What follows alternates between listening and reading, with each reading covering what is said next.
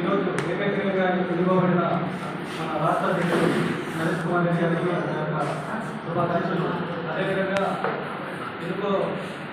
ఎన్నుకోవాల్సిన మిగతా వాళ్ళందరితో నా యొక్క శుభాకాంక్షలు. ముఖ్యంగా నేను చెప్పేది ఏంటంటే మన ప్రయత్నం మనం చేసుకుంటా బతికేది బాగుంటుంది. ఇప్పుడు దాదాపుగా 10 సంవత్సరాలు అయింది. అంతకుముందు ఉమ్మడి ఆంధ్రప్రదేశ్లో ఉన్నప్పుడు రెడ్డి సంక్షేమ సంఘం ఉండేది. అప్పుడు కూడా చూస్తే అక్షయ అనుభవం నుంచి ఎక్కువ గణేష్ కుమార్ రెడ్డి చేసేవారు. గణేష్ ద్వారానే మాకు తెలిసిన తర్వాత బెంగళూరు మీటింగ్ వెళ్ళారు. బెంగళూరులో కూడా ఈడబ్ల్యూఎస్ సంబంధించి అక్కడికి పెద్ద మీటింగ్ జరిగింది. ఈ గాజాలందరూ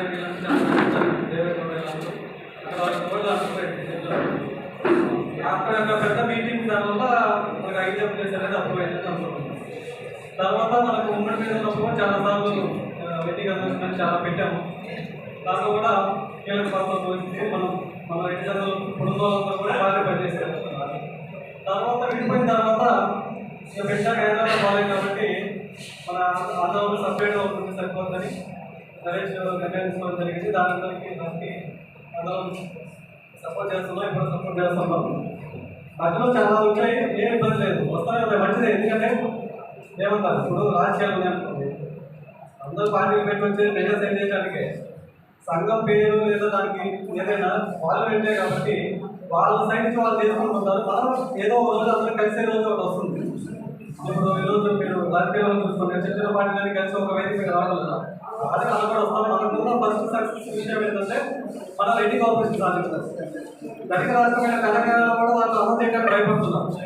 కానీ ఇక్కడ మన ముఖ్యమంత్రి గారు జగన్మోహన్ రెడ్డి గారు మన ధైర్యంగా అమలు చేశారు, ఇచ్చారు. మరి వాళ్ళ ఆర్థికంగా రాష్ట్రంలో నిలబడతాం. సో మనకి గమనించుకోవాలి. తర్వాత ఈడబ్ల్యూఎస్ డిపార్ట్మెంట్ అమలు అవుతుంది, కానీ ఒక సర్టిఫికేట్ జారీలో చాలా మందికి అవగాహన లేదు దానికి. అదే కాదు, మేము ఈ కంపెనీలు పెట్టడానికి చెందిన పలుగా తీసుకున్నప్పుడు కూడా చాలా గ్రౌండ్ ఎన్నో స్థాయి వాళ్ళకి తెలియదు. సో ఇప్పుడు సచివాలయం వచ్చింది కాబట్టి మేము తెలుసుకుంటున్నాం.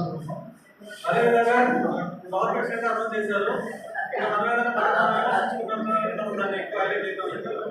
కార్పొరేషన్కి నిధులు విడుదల చేయాలి. అదేవిధంగా ప్రతి నియోజకవర్గంలో మండలాల వారీగా ఖచ్చితంగా రెడ్డి సత్రాలు కానీ రెడ్డి కళ్యాణ మండపాలు పెట్టాలి. దానివల్ల కొంతమంది పేదలు ఏదైనా రెడ్లలో పేదలు వాళ్ళు కార్యక్రమాలు చేసుకోవడానికి అన్ని తప్పదు. ఎందుకంటే ఈరోజు ఏ ప్రైవేట్ కళ్యాణ మండపం 1,00,000 2 లక్షలు తప్పు లేదు. కాబట్టి అలాంటి ఏదైనా హాస్టల్స్ కానీ వీటన్నిటి కూడా ఫండ్స్ కేటాయించాలి. అదేవిధంగా పేదవాళ్ళకి ఏదైతే చిన్న చిన్న ఎంటర్ప్రైజెస్ ఉంటారో మన ఎన్నికలలో తక్కువ ఆదాయం ఉంది, వాళ్ళు ఏదైనా కంపెనీ పెట్టాలన్నా వాళ్ళకి లోన్లు ఇవ్వడం, ఇలాంటి ఫ్యూచర్లో కార్యక్రమాలు చేపట్టాలనుకుంటున్నాం. నమ్మకం కూడా ఉంది, చేస్తారని. ఎందుకంటే కార్పొరేషన్ అనౌన్స్ చేశారు, సో ఫండ్స్ కూడా విధానం వస్తాయి.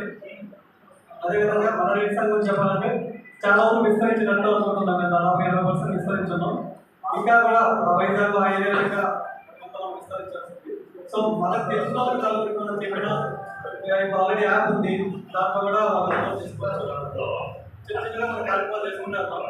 ముఖ్యంగా మనం పరిపాలిస్తున్న వాళ్ళు మన సులువులే కాబట్టి మనకు పెద్దగా ప్రస్తుతం ఒత్తిడి లేదు. రాజకీయాలు తక్కువ కావాలి, ఇంకా మంచిగా జరుగుతుంది. అదేవిధంగా ఈ యొక్క సమావేశానికి వచ్చిన వాళ్ళందరికీ